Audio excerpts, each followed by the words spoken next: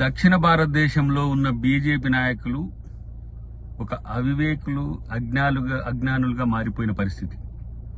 ఒకవైపు సౌత్ కు సామాజిక, ఆర్థిక, రాజకీయ వెనుకబాటుతనం చేస్తూ ఆర్థిక గుత్తాధిపత్యంతో, రాజకీయ గుత్తాధిపత్యంతో బీజేపీ చేస్తున్న ప్రయత్నాలు విమర్శించడం బంద్ చేసిండ్రు. వాళ్లకు సొంటకాయగా మారిపోయి ప్రతిదానికి పరమానంద శిష్యుల కంటే ఎక్కువ కూడా చప్పట్లు కొట్టే స్థితికి దిగజారిన దద్దమ్మలీలు. ఇక్కడ 2 మంత్రులు ఉన్నారు, ఆంధ్రప్రదేశ్లో 2 మంత్రులు ఉన్నారు, సౌత్ లో ఇంకా 2 మంత్రులు ఉన్నారు.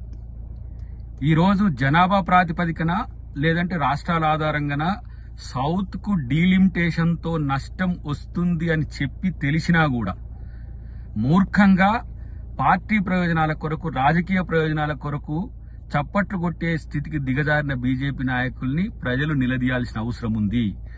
డీలిమిటేషన్ అనేది ఒక కుట్రగా సౌత్ మీద, ముఖ్యంగా ఈ 5 రాష్ట్రాల్లో జరుగుతున్న రాజకీయ నష్టంతోని వాళ్ళు అక్కసుతో వాళ్ళు ఇక్కడ బలపడడానికి చేస్తున్న ఎత్తుగడలు మనం తిప్పికొట్టాల్సిన సందర్భం వచ్చింది. కాబట్టి అలా అన్ని పార్టీలు కలిసిపోతున్నాయి. పార్టీలకు అతీతంగా, రాజకీయాలకు అతీతంగా సౌత్ అంతా ఏకమవుతుంటే ఈ బీజేపీ దద్దమ్మలకు వచ్చిన నష్టమేమి లేదన్నట్టుగా వాదించడాన్ని తీవ్రంగా గ్రహించాల్సిన అవసరం ఉంది.